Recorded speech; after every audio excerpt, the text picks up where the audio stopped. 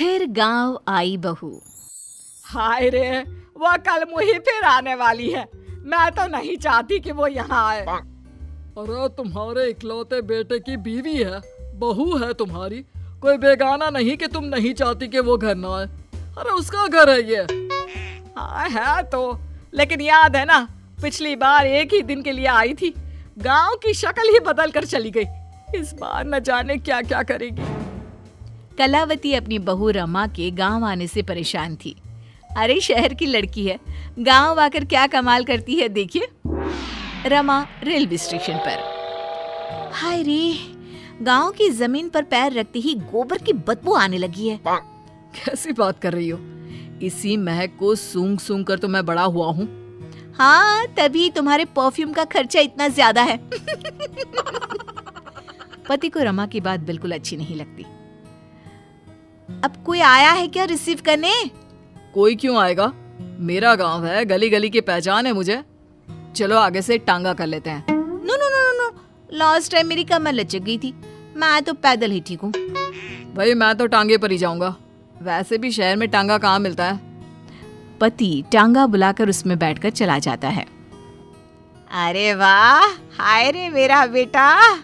पर बेटा इतना दुबला क्यों हो गया तू? बेटा बहू नहीं आई क्या? अच्छा ही तो है ना नहीं आई, आती तो बस अपनी शेखी झाड़ती रहती शहर की सारी। मुझसे नहीं होता, अभी आती तो कहती। बस तभी बहू की आवाज जोर से आती है। हाय रे, मेरे पैरों में मट्टी लग गई है। क्यों नहीं सरकार को बोलकर आप लोग सड़कें पक्की करवा लेते हैं? छी छी छी छी। कोई तो मेरे पैर में पानी डाल दो। अरे ये कहां से आ गई? मैंने तो सोचा था मेरा बेटा अकेला आया है। लेकिन जैसे ही सास की नजर बहू पर पड़ती है तो वो उसके कपड़े देखकर जोर से चिल्लाती है। अरे ये क्या पहन कर आ गई यहाँ? पता भी है कि कहाँ है वो? अरे कैसी लड़की है, बेटा शहर ही छोड़ देता इसे तो। हाँ हाँ, मुझे भी शौक नहीं है इस मिट्टी में पैर मारने का। अरे जा जाकर साफ हो जा और खाना बना ले। माँ जी, अभी अभी चली आ रही हूँ, आज तो खाना आप बना लेती। हाय रे, मैं बना लेती? कहीं की महारानी है क्या तू? जा जाकर काम कर। शहर की होगी अपनी, मेरे गांव में मेरी चलती है। हाँ जा। बहू जाकर नहा धोकर किचन में पैर रखती ही है कि जोर से चिल्लाती है। अरे वो गैस चूल्हा कहाँ गया? और सिलेंडर भी नहीं दिख रहा। माँ जी, मेरे पापा ने गैस इसलिए तो दिया था कि मुझे ये मिट्टी वाले चूल्हे में ना खटना पड़े। आपने वो भी हटा दिया क्या? हाँ, क्योंकि गैस का रेट पता है क्या चल रहा है? लकड़ी फ्री की होती है। अरे जा जाकर चूल्हा सुलगाकर खाना बना जल्दी से। अरे जाना, माँ की मदद कर दे आज के लिए। हाँ हाँ, बीवी का गुलाम। सास बहू एक किचन में। सर से पल्ला क्या तेरी नानी आएगी लेने? शादी को 2 साल हो गए, लेकिन लड़की बनी घूम रही है, ना बिंदी ना सिंदूर। अरे लगाया तो है सिंदूर, ये देखिए। बहू पल्ला गिराकर सास को सिंदूर दिखाती है। अब मेरे साज श्रृंगार पर चर्चा हो चुकी हो तो चलिए खाना भी बना ले। आप तो सुबह से ठूस रही होंगी, हम लोग तो अभी अभी आए ना सफर करके। उधर बाहर बेटा और पिता आपस में बात कर रहे थे। क्या है पापा, माँ को कुछ तो समझाइए, कैसी रहती है वो मीरा के साथ? अरे अभी तो शादी हुई है, प्रोफेशनल लड़की है, वो काम ना करे तो हम लोगों का घर ना चले। देख बेटा, तू ये सास बहू के बीच में ना बोले तो ही अच्छा होगा। ये ऐसा रिश्ता है कि कुछ भी कर लो मन मुटाव तो बना ही रहेगा। हाँ वो तो है पापा, लेकिन चलिए देखते हैं। शाम को मीरा स्कर्ट पहन कर आती है। हे सासू माँ, मैं जरा बाहर जा रही हूँ। पास में वो जो मौसी रहती है ना, जो शहर से आई थी अपने पति के इलाज के लिए, उन्होंने घर बुलाया है। कौन वो विमला मौसी? अरे ना ना, उनके घर ना जाना। उनके घर मौसाजी नहीं रहे हैं, 2 हफ्ते पहले ही देहांत हो गया उनका। ऊपर से तू ये फराक पहन कर चली जाएगी। अरे ना बाबा ना। ओहो, फिर तो जाना ही चाहिए, आप भी चलिए ना। ना ना, तेरे जैसे कार्टून के साथ तो मैं कहीं ना जाऊं। बहू मॉडर्न कपड़ों में गांव की मौसी के घर जाती है, जहां सभी घर वाले उसे देखने लगते हैं। अरे ये क्या हो गया, कौन आया है जो सारे ऐसे देख रहा है?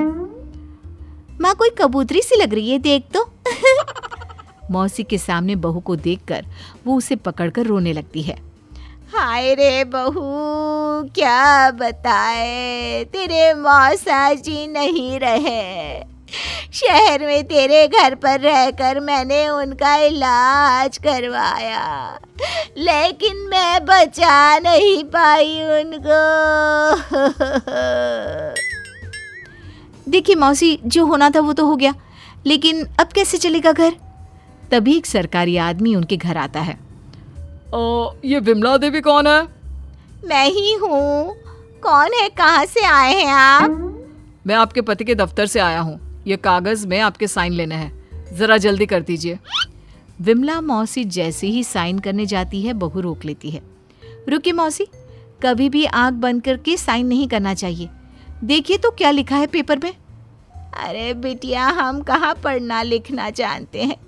जब से ये गए हैं साइन ही तो किए जा रहे हैं। लाइए, मैं पढ़कर देखती हूँ कि क्या है। देखिए मैडम, ये इन लोगों के घर का मामला है। आप ना ही बोले तो ठीक है, इसमें कोई गलत बात थोड़ी ना लिखी है। अरे हम चोर नहीं, सरकारी लोग हैं। जाने दे बहू, कुछ गलत नहीं होगा। अरे पर पेपर पढ़ने में कितना वक्त लगता है, और अगर कुछ गलत नहीं है तो आपको परेशानी क्या है? बहू पेपर छीन कर पढ़ लेती है और फिर, मौसी, इस पे साफ साफ लिखा है कि मौसा जी की जो नौकरी थी, जो आपके बड़े बेटे को मिलनी है, उसे आप अपनी खुशी से इस आदमी को देने को तैयार हैं।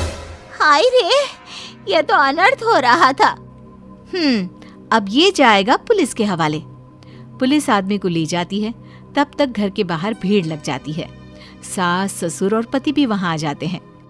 मुझे तो लग रहा है कि बहू शहर से गांव जैसे मेरे लिए ही आई है। अरे भला हो बच्ची का जो मेरा घर बर्बाद होने से बचा लिया। कमला दीदी, भगवान ऐसी बहू सबको दे। अरे और क्या, इसीलिए तो मैंने पढ़ी लिखी बहू चुनी अपने बेटे के लिए। चूल्हा चौका तो सभी कर लेते हैं, लेकिन उसके साथ ही लड़की का पढ़ा लिखा होना बहुत जरूरी है। चल बहू, घर चलते हैं, रात के खाने की तैयारी भी तो करनी है ना।